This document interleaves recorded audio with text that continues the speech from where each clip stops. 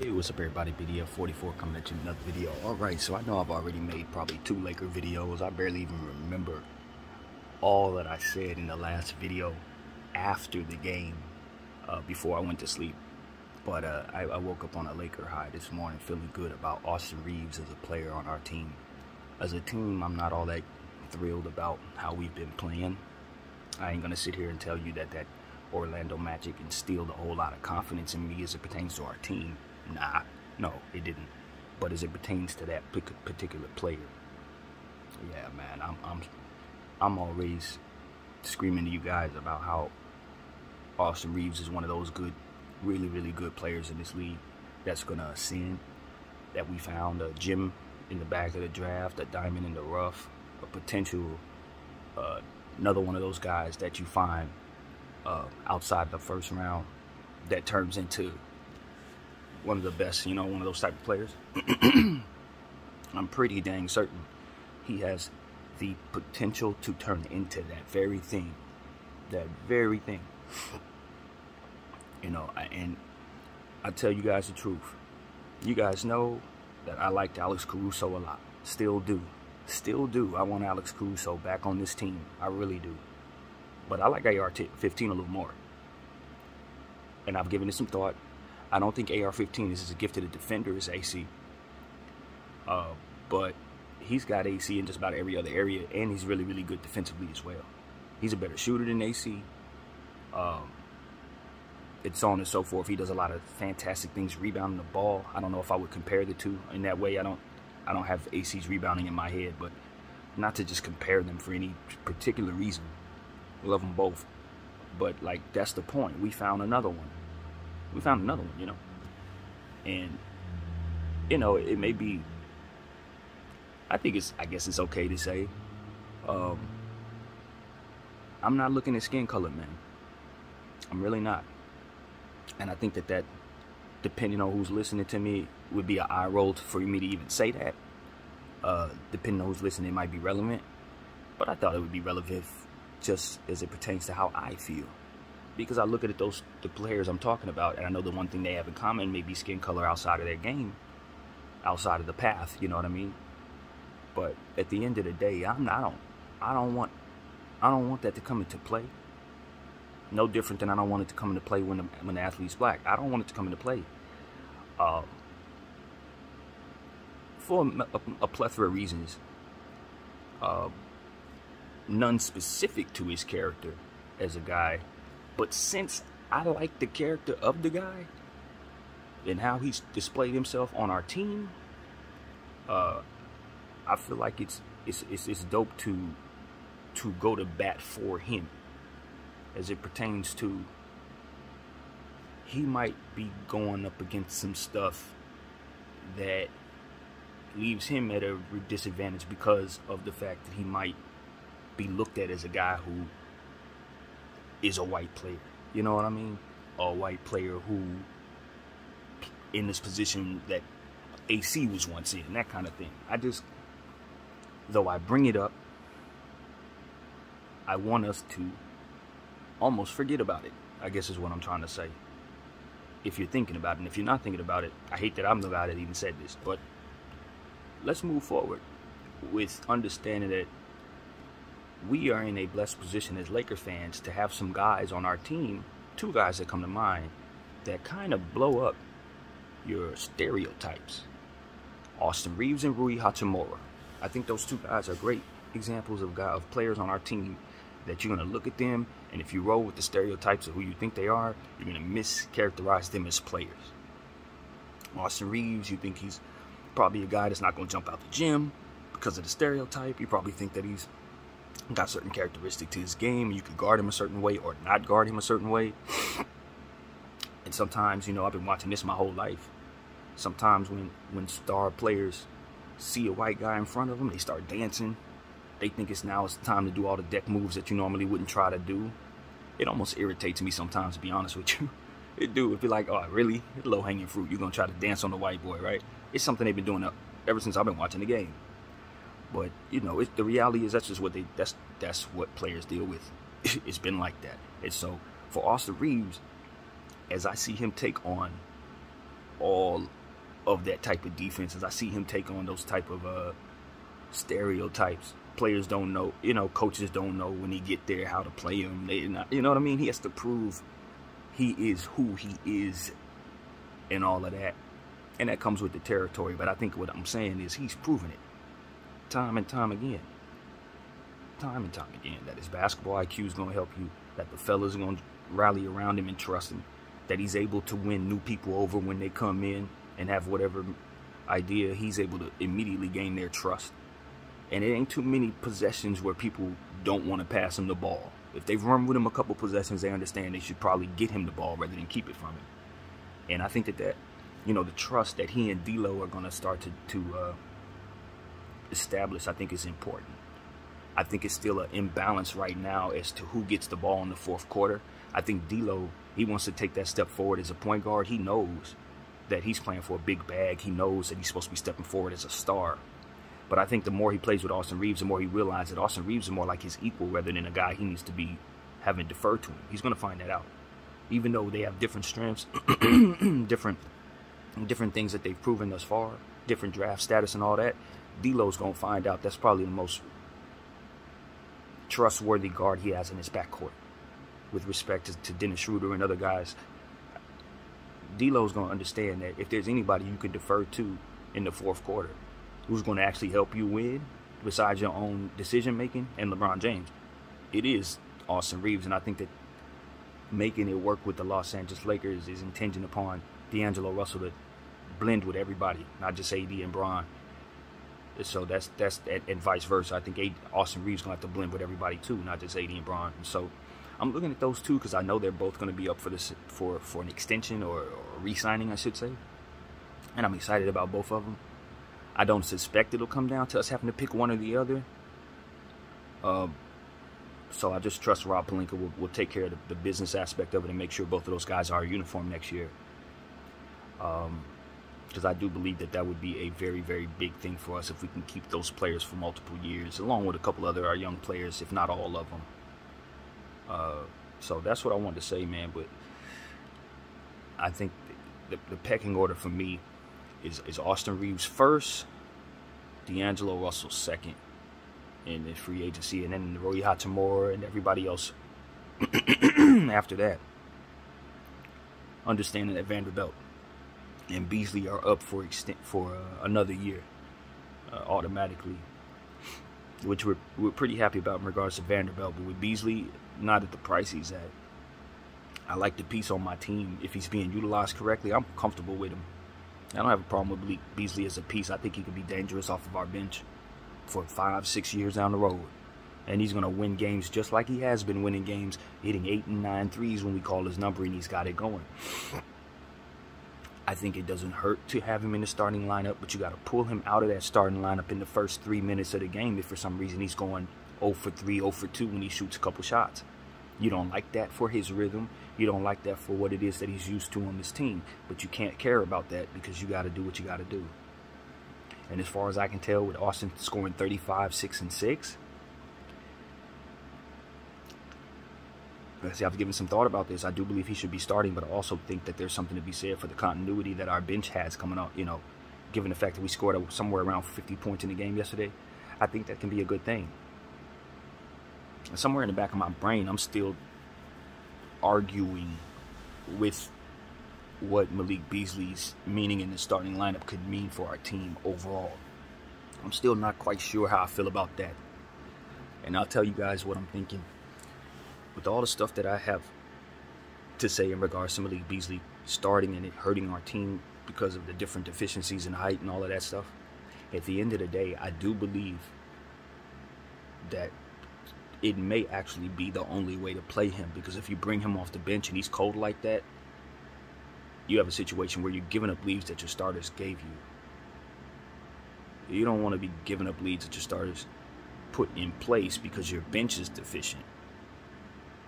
You would rather your starters be deficient and be able to audible out of that, and then have your bench be strong for the rest of the game, not in foul trouble potentially because of it. So that's the argument to keeping Malik Beasley in the starting lineup. And I don't think it's the worst argument in the world if you want to use Malik Beasley at all. But if you're going to remove him from the lineup entirely, then, you know what I mean, you can make the argument that's probably a good decision too, based on how bad he's been shooting, how much we've been leaning on him, deficiencies, etc. He should probably be where Lonnie's at. So that's how I look at it. Either you're going to keep him in the starting lineup or you put him where Lonnie's at. Because if you bring him off the bench and he's as cold as he is, it's even a worse dynamic. It's an even worse dynamic. And that's the only argument, honestly. Because I could totally see you having a game where you start the game with Austin Reaves going off at the shooting guard position, or Lonnie Walker going off at the shooting guard position. And then you sub Emily Beasley and he goes 1 for 8 off your bench, and all of a sudden your 10-point lead turns into a 6-point deficit. You bring your starters back in, and depending on how they come back into the game, whether they're hot or whether or not they've been in foul trouble, will determine whether or not you'll be able to fix that, in my opinion. You sit a hot hand down, you bring him back in the game after a cold hand's been shooting the ball, and the hot hand now is cold again. You know what I mean? At least with Malik Beasley being cold to start the game, you could sit him down and then proceed to go into your shooting guard rotations with the other guards and never have to return to him again if he's cold. And if you start him, you also know, as I said, if he's hot right away, you can just go ahead and keep him out there and play him accordingly. Because as I told you, he'll let you know early if he's hot. But if he's not out there to let you know early that he's hot, then you're going to find out later that he's either hot or not. And maybe that's bad for your game. Maybe that's bad for what you're dealing with in that particular night. So I do see a great deal of benefit to not having to find out he's cold when we need a substitution with a guy having 3 fouls or something like that. You see what I'm saying? I'd rather he be the guy in foul trouble. He be the guy audible out of. So that argument is very strong in my head. It is. As much as I want Austin Reaves to start, and it makes the most sense for him to start, not necessarily with how we're constructed and how we attack, with our bench being strong as it is. And your starters not necessarily, your core not necessarily being reliable. Having Austin Reaves consistently coming off of the bench for you, creating that continuity and being that reliable piece, just like Russell was, probably is a more balanced attack for this roster, unfortunately. So that is what bothers me. I don't love how we look from a stability standpoint if Austin's not coming off the bench.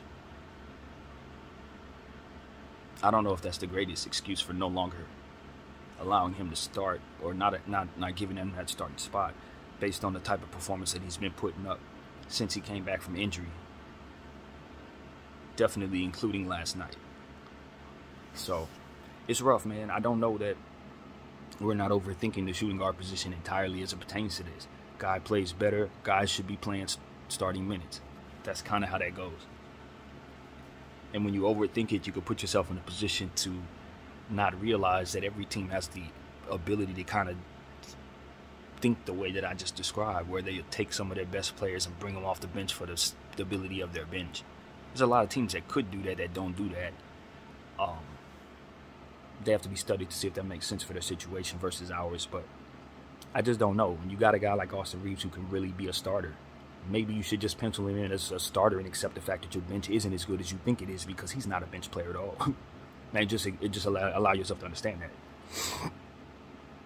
You know, the reality is you are trying to make it so that your bench isn't weak, and you're forcing some of those weak links into the starting lineup so that would be the case. That's all this is. So, and I'll tell you something else. It's gonna seem kind of strange too, but the way Winyon's been playing and the way AD and Winyon looked against Dallas, I really don't see why we wouldn't try them at the starting front court right now. The way that Winyon's playing, the way that AD tends to have Winyon help him, the way that Winyon tends to be a bit more stable in the paint as it pertains to our paint presence and rim protection.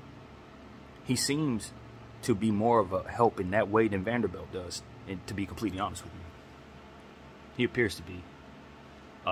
Vanderbilt appears to be a guy that roams a little more, but as it pertains to what goes on in the paint, he's not rim protection. He's not. He can block shots on the weak side better than Rui. But when I watch him down there, sometimes he and AD don't get the stops like he and Winyon get the stops. I think Vanderbilt's probably the guy you want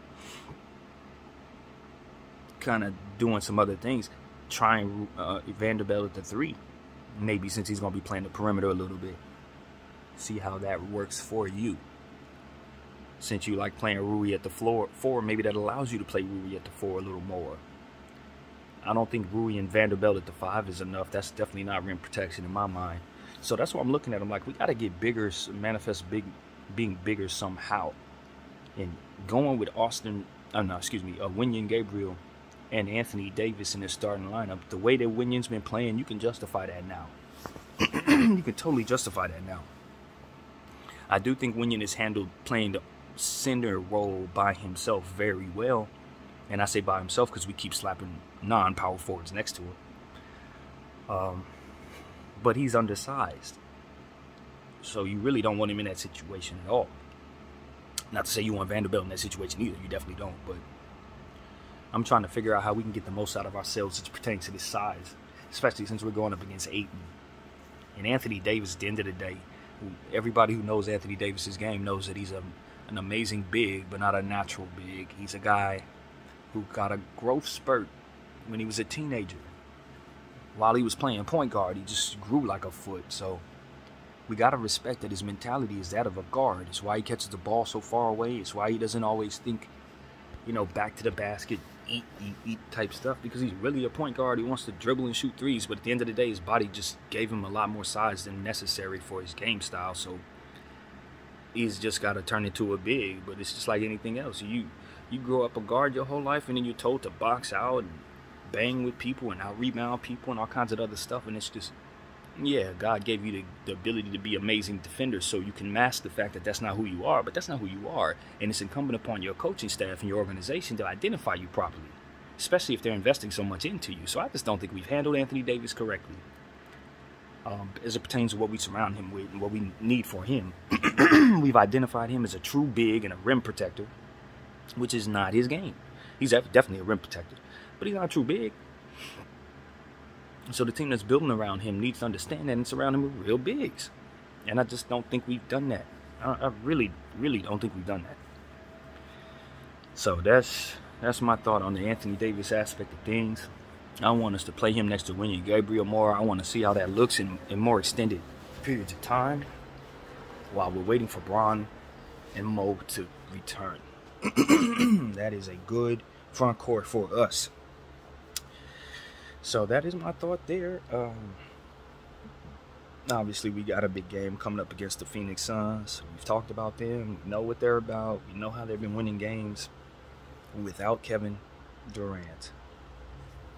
We know they have not had too much of a problem with the Western Conference. Even without their stars, they found guys like Josh Okogie and Lee. There are others as well on that team who have helped quite a bit. And it's going to be incumbent upon us, the Los Angeles Lakers, to respect those others. Your Terrence Rosses of the world. You got to respect these dudes.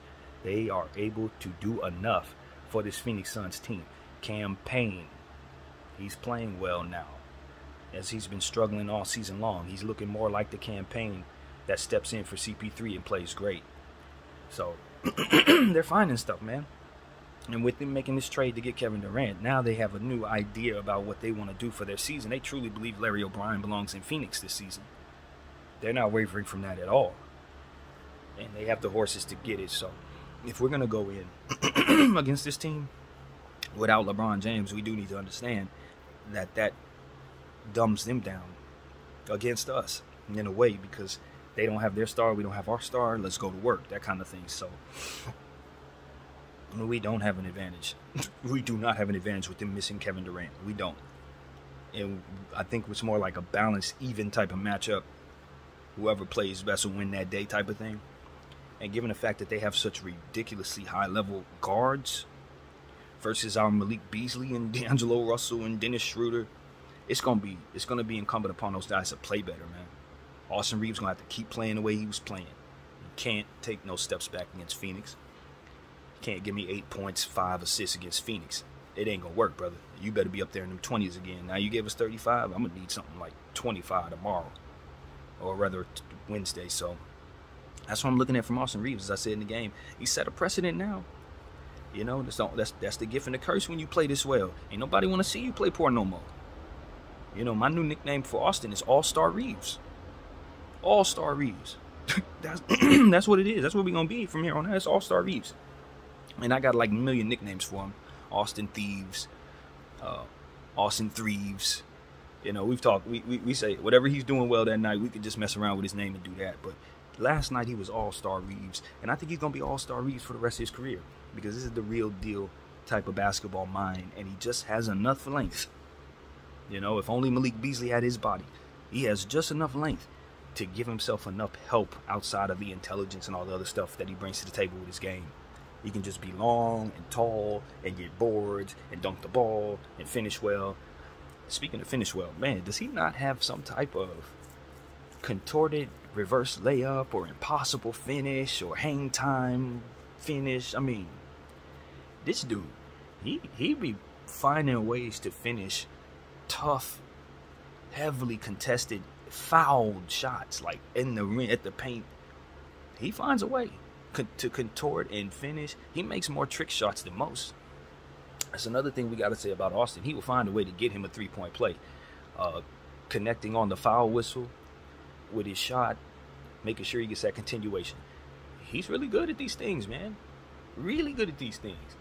Drawing offensive fouls. Y'all know I consider him one of the best offensive foul drawers in the world. He's as good as Derek Fisher sometimes. You know, when we watch Derek Fisher, he would be able to draw them fouls as good as anybody. Austin Reeves is one of those, man. A lot of guys embellish and sell whistles and flop. Not many of them do it as well as he does.